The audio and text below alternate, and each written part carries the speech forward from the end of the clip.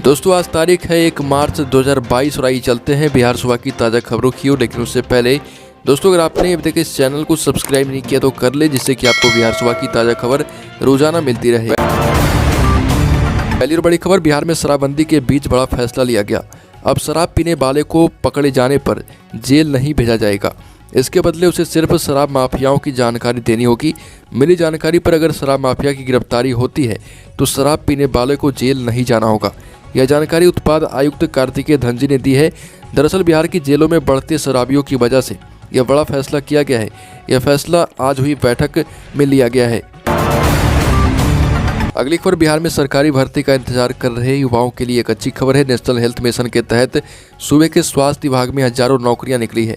यह भर्ती staff health society Bihar की ओर से विज्ञापन नंबर 2/2022 के आधार पर राज्य के स्वास्थ्य और कल्याण केंद्रों में सामुदायिक स्वास्थ्य अधिकारी के पदों पर की जाएगी।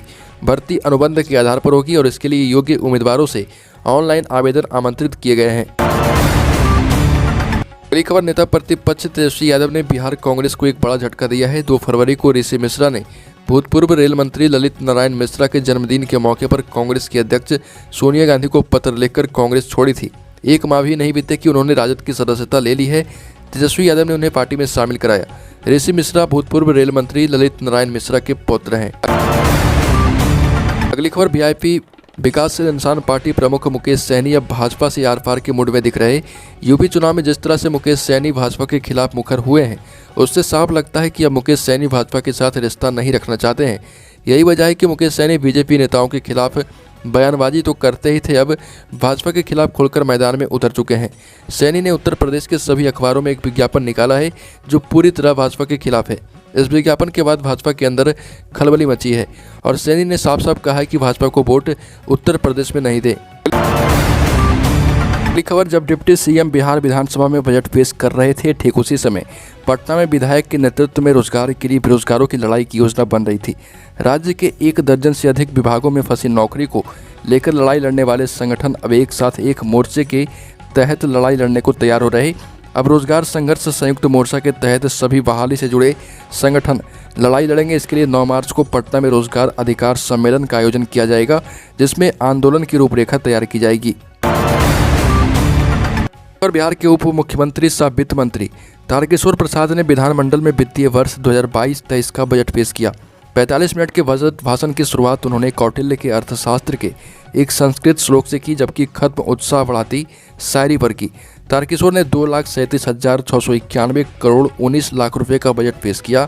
तारकिशोर प्रसाद ने कौटिल्य के अर्थशास्त्र के संस्कृत श्लोक अलबद्ध लाभार्थ लब्ध परिरक्षणी से बजट की शुरुआत की और इसका मतलब होता है कि जो प्राप्त ना हो उसे प्राप्त करना, और जो प्राप्त हो गया हो उसे संरक्षित रखना, और संरक्षित हो गया हो तो उसे समानता के आधार पर बांटना।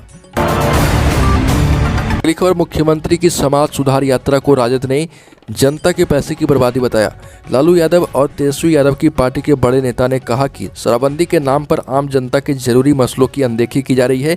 राजद के राष्ट्रीय उपाध्यक्ष शिवानंद तिवारी ने मुख्यमंत्री नीतीश कुमार पर शराबबंदी का जुनून सवार होने का आरोप लगाते हुए कहा कि बिहार में 52% लोग गरीब हैं, लेकिन 18 वर्षों तक सत्ता में रहने के बावजूद उनके लिए नीतीश कुमार ने कुछ नहीं किया और अब समाज के पैसे से समाज यात्रा निकाल रहे। अगली खबर, बिहार में बीजेपी की सहयोगी पार्टी जनता दल यूनाइटेड के राष्ट्रीय अध्यक्ष राजीव रंजन सिंह उर्फ लल्लन सिंह ने यूपी चुनाव के दौरान बीजेपी को लेकर एक चौंकाने वाला बयान दिया है। उनका कहना है कि बिहार में भाजपा के साथ उनकी पार्टी का मौजूदा गठबंधन सिर्फ परिस्थिति के गठबंधन है। पार्टी के विस्तार करने के इरादे से यूपी चुनाव प्रचार के लिए पहुंचे लल्लन सिंह ने कहा कि बिहार में भाजपा के साथ जदयू का गठबंधन परिस्थितिवश है और इसका मतलब यह नहीं कि हम कहीं भी चुनाव लड़ेंगे तो वहां भाजपा के साथ गठबंधन करेंगे। लल्लन सिंह ने कहा कि बिहार में हमारी गठबंधन की सरकार है, पर नीतीश कुमार कभी सिद्धांतों से समझौता नहीं करते हैं। अगली खबर, बिहार की उप मुख्यमंत्री और बीजेपी नेता रेणु देवी अचानक विधानसभा में गिर पड़ी।